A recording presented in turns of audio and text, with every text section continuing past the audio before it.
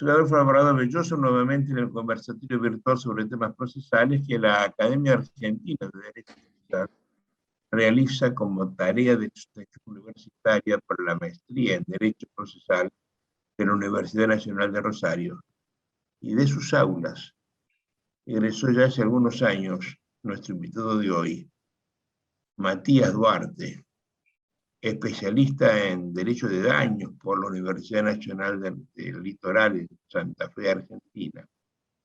Y además, un importante abogado que litiga en los foros penales de Salta y de Jujuy, con destacada actuación abogadil, conocida y reconocida en ambas provincias.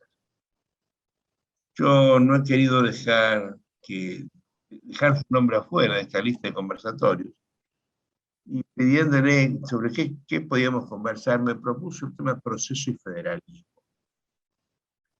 Tema que no hemos tratado en ninguna charla anterior, salvo en algún momento que yo he dicho que el Código Civil nuevo que vimos, que nos supieron endosar, es un código inconstitucional, dije yo, porque rompió el principio de reserva de las provincias. Cuando se hizo el pacto constitucional, las provincias reservaron para sí todo lo que fuera necesario para legislar en respecto de la impartición de justicia. Y eso viene también de la Constitución norteamericana. Y la idea que tengo yo del tema es que resulta importante este principio de reserva, porque de lo que se trata es que los pueblos sean juzgados por hombres de su misma idiosincrasia. No es razonable que un pleito sea tratado igual en la selva misionera, que en el altiplano, que en la ciudad de Buenos Aires. Los casos tienen que ser distintos, corre distinto, la gente es distinta. Pero además no es razonable que un hombre que vive en la capital, fuera de todo lo que se entiende la Argentina profunda, pueda juzgar actitudes, hechos, actos de la gente que vive en la Argentina profunda, porque tiene otra idiosincrasia. Y eso me parece a mí de la mayor importancia para que se tenga en cuenta en estas cosas. En este orden de cosas, he visto que, por ejemplo, en el sur de la Argentina, la nación mapuche pretende ser juzgada por jueces mapuches. Y es razonable que así sea, me parece a mí, ¿no? De hecho, se da. Porque el problema es entre mapuches, no entra un juez, de ninguna manera un juez capitalino que esté ejerciendo la profesión en Río Negro o en Neuquén, etc. Lo he visto una cosa similar en el Perú. Hace 4 o 5 años hubo un problema severo porque el juez que estaba actuando en el altiplano no era aymara o quechua hablante.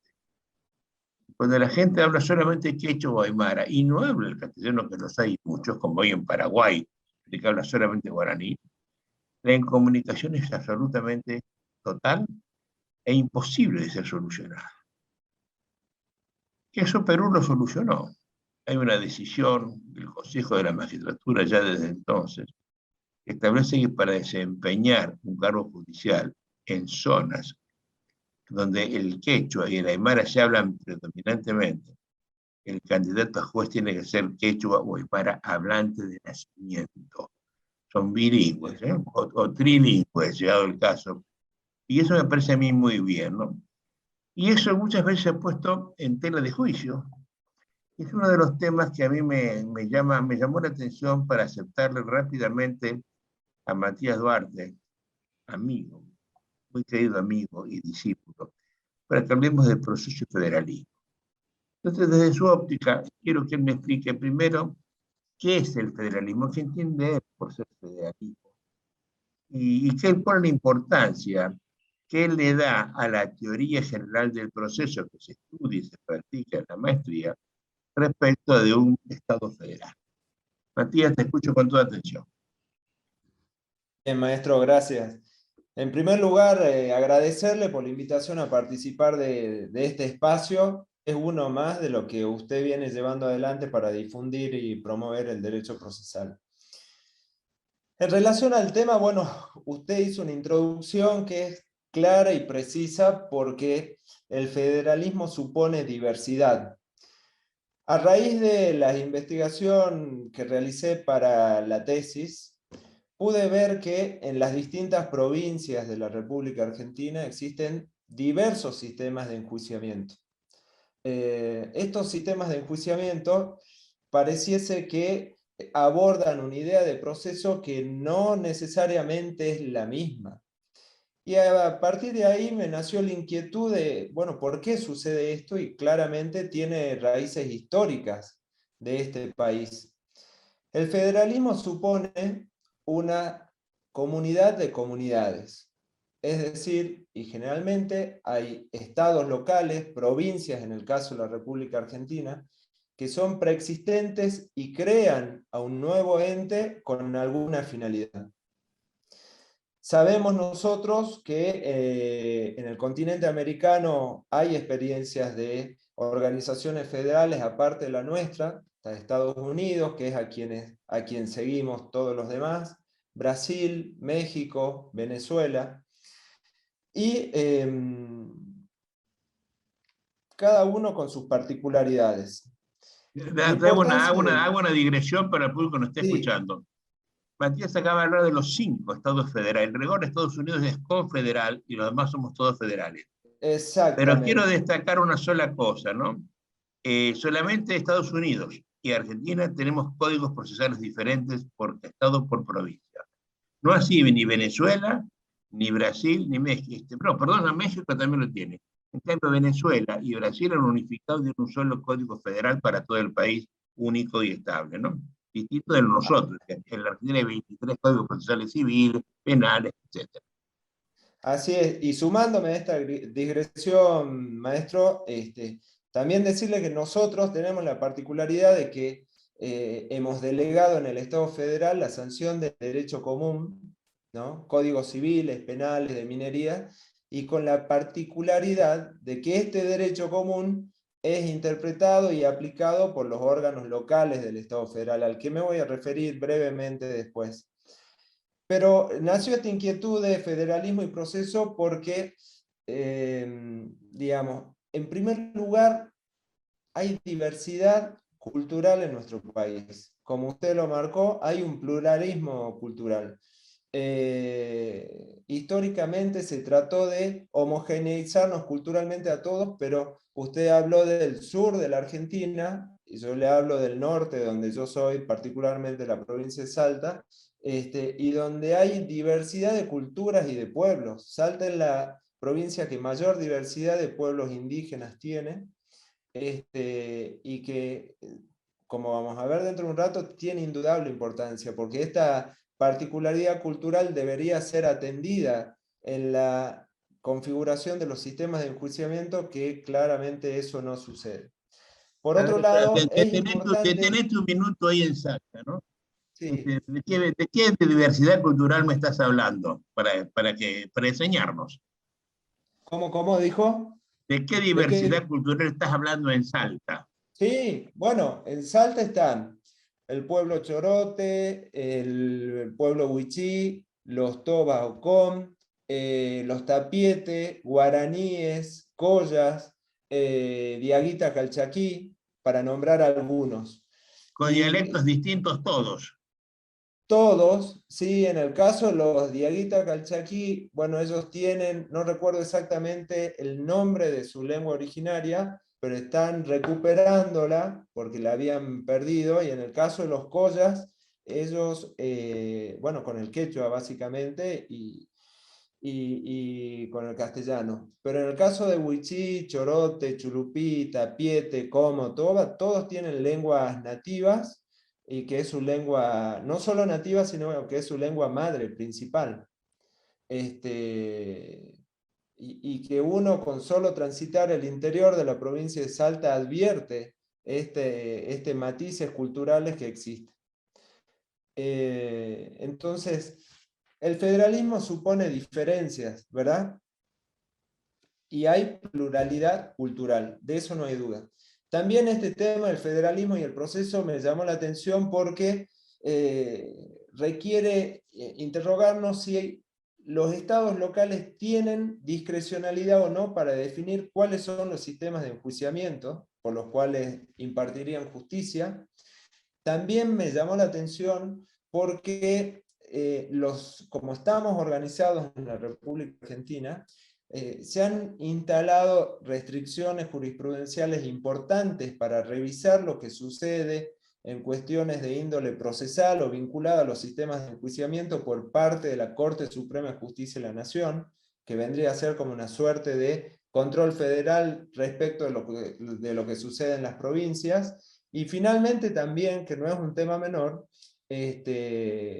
la responsabilidad internacional del Estado federal por lo que sucede en las provincias, tanto en la creación de los sistemas de enjuiciamiento como en la interpretación y aplicación que realizan los jueces. En esa idea, nosotros sabemos que nuestro país en 1853 adoptó la organización federal y que esta organización federal, además de ser una relación de una comunidad con comunidades, supone de base la existencia de dos ordenamientos jurídicos, un ordenamiento jurídico federal y otro ordenamiento u otros ordenamientos jurídicos locales o de las entidades o provincias que componen el Estado federal. También supone esto que entre el orden federal y los estados locales tiene que haber una coordinación respecto a la aplicación de estos ordenamientos jurídicos, una distribución de competencias y también lo que se conoce en la ciencia constitucional como los sistemas de doble jurisdicción, es decir, hay dos sistemas judiciales. Un sistema judicial federal, donde la Constitución le encargó el Poder Judicial de la Nación a la Corte Suprema y los tribunales inferiores, y por orden e imposición también de la Constitución Nacional, cada uno de los estados locales que componen el Estado Federal argentino tienen que tener su sistema judicial independiente. En lo que hace a esta cuestión ha sido ratificada por jurisprudencia pacífica, maestro, de la Corte Suprema de Justicia de la Nación, y recientemente hay un caso interesante, en realidad ya tiene 2 años, que es el caso Canales, donde se analizó la constitucionalidad o no del juicio por jurados en la provincia de Neuquén, y donde allí se habló de la autonomía que tienen las provincias y de las facultades y ejercicio de atribuciones propias para darse sus propios sistemas de enjuiciamiento. Como dato de color, en ese fallo la Corte dijo que la existencia de opiniones doctrinarias divergentes no son argumento suficiente para fundar agravios ante la Corte. Un detalle, nada más. Pero yendo al tema nuestro, que usted ya lo adelantó, al tema del federalismo y el proceso, al momento de crearse el Estado federal, de este gran pacto que sucedió en 1853 y 1860, que no es menor, las provincias se reservaron facultades y atribuciones, y una de las facultades y atribuciones que se reservaron es la de darse su propia organización procesal, su propio sistema de enjuiciamiento. Al hacer esta reserva, como nos enseñaron en las facultades, digamos, todas las provincias tienen facultades y atribuciones que son originarias e innominadas, y en el caso de los estados federales son delegadas y expresas, ¿verdad? Al hacer esta reserva le puso un límite al Estado federal, pero también marcó un claro mensaje respecto a las facultades que pueden ejercer cada una de las provincias de la República Argentina. Y ahí también viene el tema de la diversidad cultural y las idiosincrasias. Es decir, claramente hay diversidad en la República Argentina, pero y hay diversidad de los sistemas de enjuiciamiento, pero no necesariamente estos sistemas de enjuiciamiento abordan la diversidad cultural que existe en nuestro país.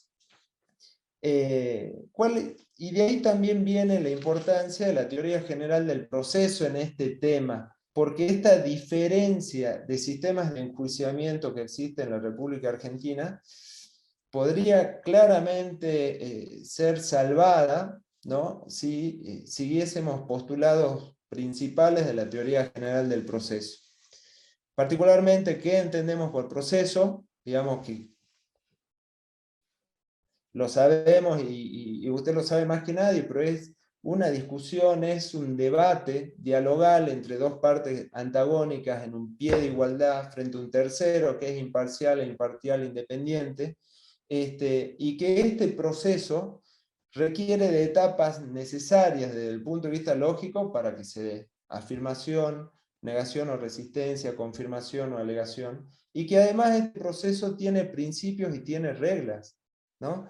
Nos enseñó claramente usted que los principios son solo 5, siempre unitarios: igualdad, imparcialidad, transitoriedad de la serie, eficacia, moralidad en el debate, y que si no se dan estos principios, y que esto me sirvió enormemente en varios casos que llevé adelante, las sentencias que se dicten no tienen autoridad de cosa juzgada, o como nos enseñaron en la maestría, de casos ya juzgados.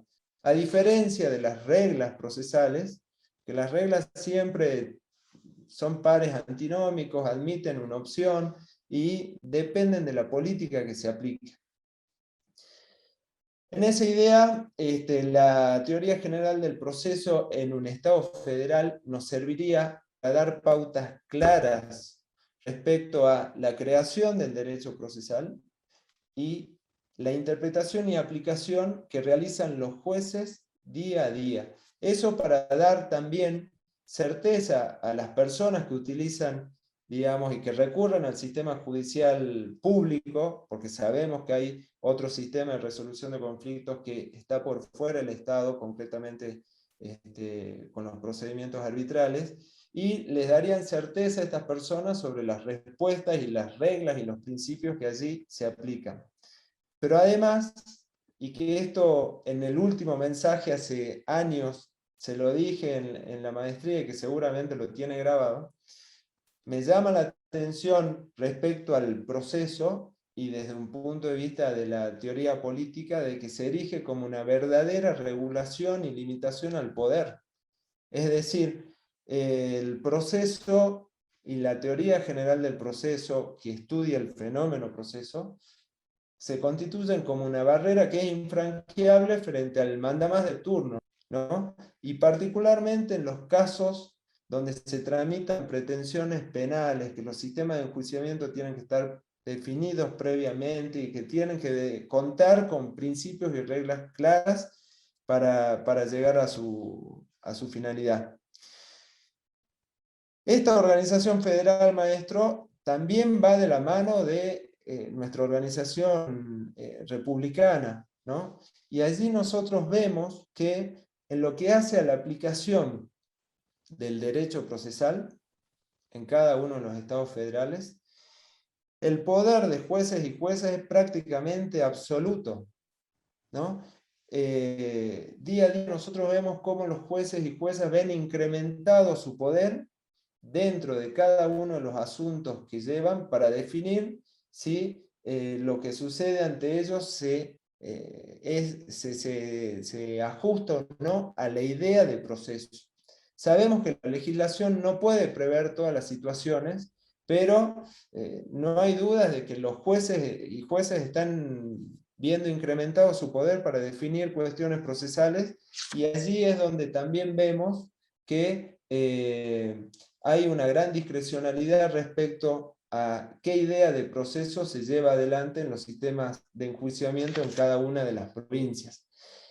Eso explica también cómo en determinadas provincias hay cosas que son inaceptables y en otras son aceptables. Por ejemplo, en provincias del norte del país, o concretamente Jujuy, que la nombró usted, es aceptable que una acusación penal carezca de fechas, lugares o modalidades de los hechos para llevar adelante y condenar a una persona, y en otras eso sea inaceptable, o que sea aceptable en determinadas provincias que un debate oral por cuestiones de interés público no esté sujeto a reglas de publicidad, es decir, que no se le dé publicidad, que se restringe el acceso a la prensa, que se restringe el control ciudadano lo que sucede en el debate, y que en otras se apliquen criterios completamente distintos.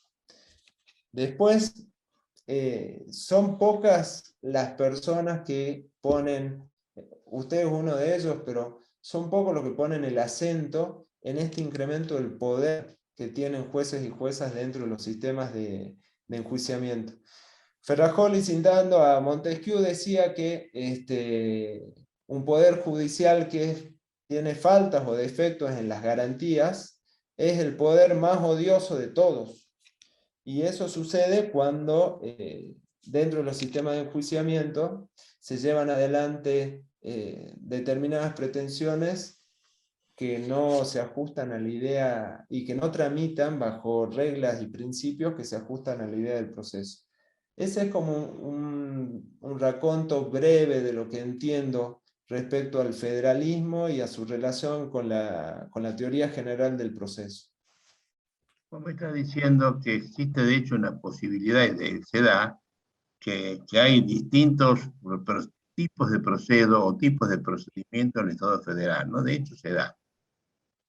Dice, esto nadie le ha dado una explicación de esto, Matías. Esto que me estás contando es una realidad y nadie se la cuestionó primero. Y a mí me parece que el espíritu de la idea de proceso lo marca la Constitución Nacional y por tanto debe ser igualitaria en todos los estados. Lo que pasa es que la Constitución no habla del debido proceso, que es lo que los constitucionalistas están manejando, sino que a mi criterio dice una frase mucho más decidora e importante: es inviolable la defensa de juicio. Y esa frase, que se ha interpretado como el sustituto argentino del sintagma debido proceso, no ha sido explicado por los constitucionalistas, y mucho menos por quienes se dicen procesalistas constitucionales. Se retiran explicando el recurso federal, y no entienden, y no explican, porque no son procesalistas, que esto de verdad es un límite al poder. Y entonces, como no lo hacen, nadie en las provincias ha puesto parado miente que un proceso inquisitorial, como estaba en todas partes hace 10 años, es un proceso inconstitucional, porque ¿cuál es la forma más fácil que hay de violar la defensa en juicio? Que el propio juez te acuse. Es la defensa más fácil, es la violación más simple. Si el acusador es el juez de la causa, es un viejo refrán español: yo no me salvo si Dios es mi defensor y quiere hacer el milagro conmigo de salvarme. Que no sé Claro, qué claro. haría, ¿verdad? Pero eso no lo dice absolutamente nadie, y me parece que hay que decirlo, porque es la madre de todas las batallas. Acá hemos entrado nosotros a establecer un sistema acusatorio. Te recuerdo que en el año 94 lo hizo la provincia de Buenos Aires, y en Azazú gobernamos Buenos Aires y lo gobernador Duarte. Y para asegurar, Duarte es un hombre que bregaba por el, me imagino, bregaba por el sistema acusatorio, y entonces puso, caso único en la historia argentina, como presidente de la Cámara de Casación Penal de la provincia, a un señor que lo puso sin día. Vos sabés que las presidencias de cámaras se hacen por rotación, por votación de sus integrantes, y nadie quiere ser presidente de ninguna manera, porque es una sobrecarga temporal y Sí. laboral importante. Pero no, acá hay un presidente, no por ley, hasta que se murió. Después ahora sí sigue siendo elegido como presidente. Y era para asegurar el cumplimiento de los postulados del sistema acusatorio. Y yo recuerdo que cuando nació eso, había 167 jueces de garantía en Buenos Aires, de los cuales 130 eran viejos jueces de instrucción, o camaristas federales de 30 años de sistema inquisitorial, o fiscales. Y entonces seguían practicando, ahora como jueces de garantía, la misma cosa que hacían como jueces de instrucción. Nadie les dijo que había que dar vuelta totalmente. Nadie los preparó ni filosófica, ni jurídica, ni política, ni moral, ni ideológicamente. Entonces él sacó una resolución, que no sé si seguirá en la puesta, así de siguiente, ¿no? Anula la sentencia penal de condena basada en prueba colectada de oficio. Y los jueces siguieron probando de oficio, que es la manera más fácil de violar la defensa de juicio del imputado. hasta que sacó una nueva jurisprudencia que dijo: es nula la sentencia penal de condena a base de prueba por estado de oficio, coma, con automática imposición de cosas después de la causa. Cuando dijo eso, la Se cosa acabó el cambió. problema. Pero solamente en Buenos Aires, porque esto sigue siendo en todas partes. Inclusive Claro, en donde hay juicio por jurado, ¿eh? Los jueces también se meten acá, menos en Neuquén, por ejemplo, donde se haga en Santa Fe, donde los jueces han asumido que son de palo. Miran, escuchan y se callan la boca.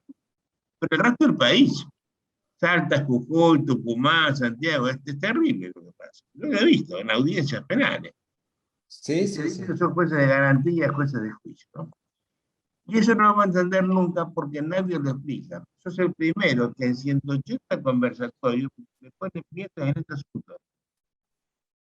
Bien. Pasa inadvertido el tema. Se naturaliza porque el Eso tema, es.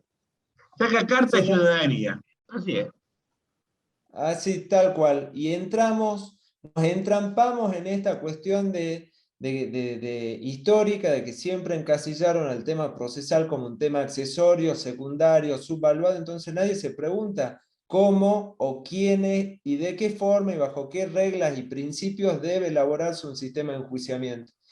Y ahí la verdad es que, digamos, es para conversarlo en profundidad y para investigarlo, pero hay como una suerte de delegación de gran parte del derecho procesal en los jueces y juezas.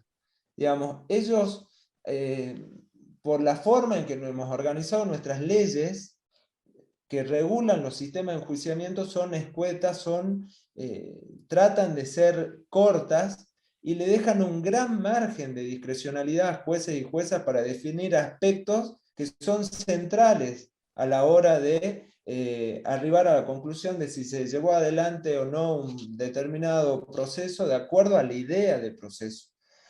Pero eso Por pasa, mi ejemplo, querido Matías, eso pasa porque los procesalistas argentinos, salvando 4 personas que son la excepción, son todos jueces, hijos de claro, jueces, cónyuges de jueces, jubilados en la actividad. Si vos te agarrás el índice de cualquier biblioteca pública y ves los jueces, son todos jueces. Empezás a hacer un claro, nombre. Todos los jueces son jueces, salvo 4 o 5, como Eichner, por ejemplo, que siempre se mantuvo al margen, y por supuesto en la vereda del frente, siempre fue abogado, pensando distinto, ¿no? claro, claro, claro. Entonces, pero bueno, por lo menos viene bien plantearnos e interrogarnos este asunto y que tiene que ver también respecto a si es posible, que parece una verdad de perogrullo, pero es posible que existan diversos procesos en un Estado federal y con lo que nosotros hemos hablado respecto a cuáles son los principios, qué etapas requiere un proceso y demás, claramente eso no puede suceder. Claramente eso no puede suceder. Sin embargo, hay sistemas de enjuiciamiento que prevén medidas de prueba de oficio o cuestiones pequeñas que parecen irrelevantes, pero que son absolutamente decisivas para quebrar la igualdad y afectar la imparcialidad, como son las preguntas aclaratorias en un debate oral, donde el juez, en vez de estar en un lugar de neutralidad, inmediatamente se compromete con el asunto y pregunta un determinado aspecto que desbalancea la cuestión. Conforme a Eh, su propia teoría del caso, ¿no? Qué linda. absolutamente, absolutamente. No, no quiero ceñirme a un caso, pero a ver, le comento esto porque es realmente llamativo. Hay un caso donde se absuelve a una persona en el debate oral, es impugnada la absolución, va a la instancia de grado superior y el grado superior decide revocar la absolución y condenar a esta persona. Para hacerlo, tenía que revisar las actas del debate, ¿verdad?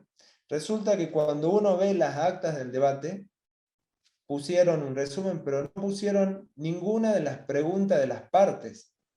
Entonces, esos jueces del Tribunal de Condena, para recrear esa prueba testimonial, tuvieron que armar su propia teoría del caso, porque no la podían reconstruir de los elementos que estaban documentales dentro del expediente. Tuvieron que incorporar información allí. Y bueno, cosas como esas suceden a diario. Pero vos marcás allí otro problema que es muy grave. Cuando en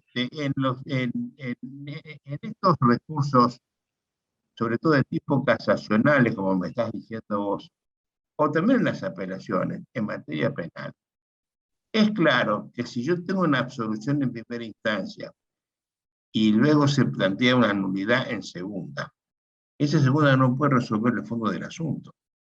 Porque si no resuelve en primera instancia. Y contra eso, primero, no tienen control de los actos porque no los vieron. Y Claro, segundo, no tengo apelación contra ellos. Y entonces el pacto de San José me queda desguarnecido. Contra esa decisión de condena en primera instancia no hay una apelación que hable de los hechos y el derecho. Es de manifiesta absolutamente. ilegitimidad, pero pasa en todas las provincias esto.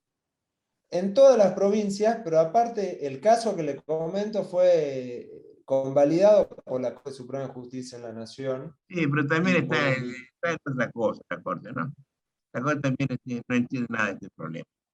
Antes andaba no sé Sí, con quién, en la Corte no hay penalistas, hijo. claro. Y entonces Bien, todo esta problemática le es ajena a la Corte, ¿no? Hay administrativistas, civilistas y constitucionalistas. Ninguno tiene en la mente el penalista que no ve este problema de la condena en segunda instancia, la condena originaria en segunda instancia. tal cual, tal cual.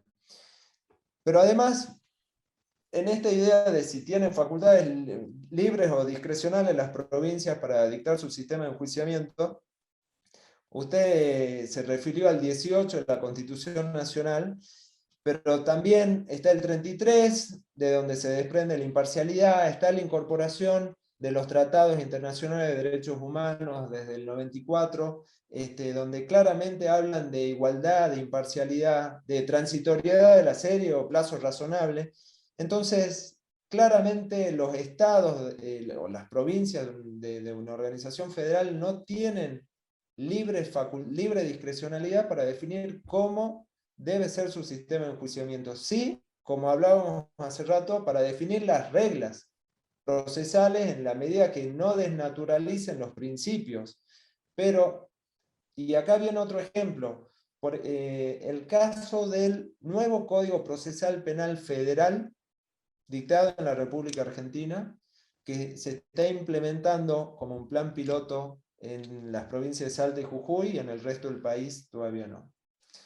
Allí, digamos, se ha configurado un sistema de enjuiciamiento donde se le da un gran poder al Ministerio Público Fiscal, una enorme transferencia de recursos materiales y humanos para hacer su tarea, y del otro lado, del lado de la persona que es sometida a un proceso penal y que debe resistir esa acusación penal, no se ha diseñado una estructura que permita colocarla en una situación de igualdad.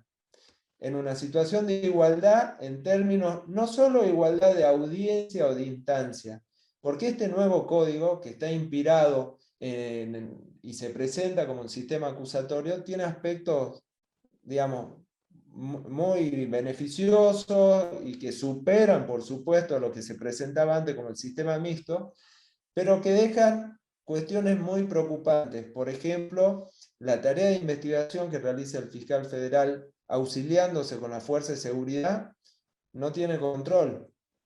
Tendrá un control posterior, pero cuando están investigando y armando su legajo para realizar la acusación, va un miembro de la fuerza de seguridad que se trate, gendarmería o policía de seguridad aeroportuaria, a entrevistar a personas y eso no tiene un registro, no tiene un control, no queda documentado tampoco, que bueno, ese es otro tema.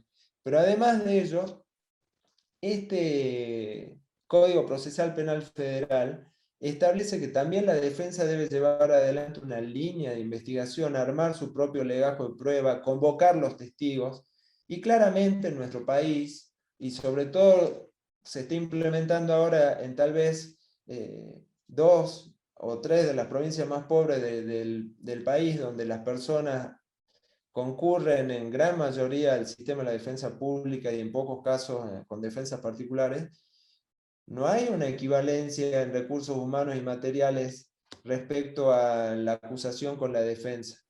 La acusación tiene fuerzas de investigación, tiene fuerzas periciales Ni siquiera científicas a su el disposición. número de funcionarios. Hay 70 por un lado y Absolutamente, 10 por el otro. absolutamente. Entonces ahí es como que de algún modo también se desbalancea y por eso los principios que nos da la teoría general del proceso sirven para entender si el sistema de enjuiciamiento se ajusta o no a la idea de proceso que está en la Constitución Nacional. Es decir, si de algún modo se viola la igualdad de las partes en el sistema de enjuiciamiento y claramente estaremos afectando el proceso. Pero bueno, ese es uno de los casos que tenemos adelante. Entonces, es un tema interesante, maestro, y sobre todo es interesante también porque en un Estado federal, todas las cuestiones que están vinculadas a aspectos procesales o a los sistemas de enjuiciamiento y que tramitan en sus instituciones locales, por regla, la regla es que están exentas de un control de la Corte Suprema de Justicia de la Nación respecto a si ese sistema de enjuiciamiento o la aplicación e interpretación de la ley procesal es conforme a la Constitución Nacional o no. Es decir, la regla es esa. Y admiten conocer en el asunto cuando se da un supuesto de arbitrariedad. Cuestión peliaguda si las hay, porque Claro. digamos, no sabemos quién, cómo, en qué supuestos, si aquel precedente te lo aplican. Realmente Carrió hizo un enorme esfuerzo por categorizar la arbitrariedad y todos abrevamos seguramente allí cuando elaboramos nuestros recursos extraordinarios federales, pero en este tema de federalismo y proceso, la cuestión se agrava, porque si se aplica un sistema de enjuiciamiento que no se ajusta a la idea de proceso en una determinada provincia, o si un juez o una jueza aplica o interpreta la ley procesal de una forma alejada a la idea de proceso en una determinada provincia, esa acción, si es compartida por la instancia de revisión, ya no vamos a poder impugnarla a través de un control federal, como vendría a ser el recurso extraordinario federal para garantizar la supremacía de la Constitución Nacional en el Estado federal. Hay cortapisas jurisprudenciales para evitar que aspectos vinculados a la cuestión procesal lleguen a conocimiento del máximo tribunal. Y esto que hay muchísima jurisprudencia, está relacionado con el otro tema que le nombraba al principio y que es la responsabilidad internacional del Estado por la violación de derechos humanos a la hora de aplicar la ley procesal o definir sistemas de enjuiciamiento que se alejen a la idea de proceso en el entendimiento de que ello puede afectar la defensa, es decir, que viole la defensa o que viole algunas cuestiones vinculadas a la dignidad humana. Entonces, el tema procesal no es un tema secundario, no es un tema accesorio como tratan de instalar, digamos, estratégicamente para que sea definido por muy pocas personas en las provincias. Generalmente jueces y juezas que tienen propuestas en las que no se discuten la base del poder, del importante poder que ellos ejercen diariamente en los casos que llevan adelante. Hubo una suerte de delegación a los jueces y juezas para definir cuestiones dentro de los sistemas de enjuiciamiento que, si están alejados de la idea de proceso definida por la teoría general del proceso, son de muy difícil revisión en las instancias de impugnación. Y bueno, eso es preocupante. Nosotros podemos ver en los últimos 20 años de jurisprudencia de la Corte Suprema de Justicia de la Nación aspectos, digamos, centrales respecto a la idea de proceso, fallos importantes. Para nombrar alguno, digamos, que es afín por el profesor Superti y demás, el caso Fratticelli, por ejemplo, ¿no? Caso Donde Dieser, la mujer de Dieser, Fraticelli, caso Dieser. exactamente, Dieser, pero donde tuvieron que pasar años para que se pueda trabajar esta idea de la imparcialidad judicial. Y si nosotros pensamos que las personas sometidas a un proceso penal, un sistema de enjuiciamiento donde se tramitan pretensiones penales, tienen que sufrir y transcurrir varios años para ver reflejado su derecho a un sistema de enjuiciamiento acorde a la idea de proceso, es decir, acorde a la Constitución Nacional, y ahí la cuestión toma un perfil negativo, disvalioso por donde se lo vea, en el entendimiento de que las provincias no tienen libre discrecionalidad para definir sistemas de enjuiciamientos, y los jueces y juezas que componen el poder judicial de cada una de esas provincias tampoco tienen libre discrecionalidad para definir cuestiones dentro de los casos particulares que estén alejados de la idea de proceso. Bueno,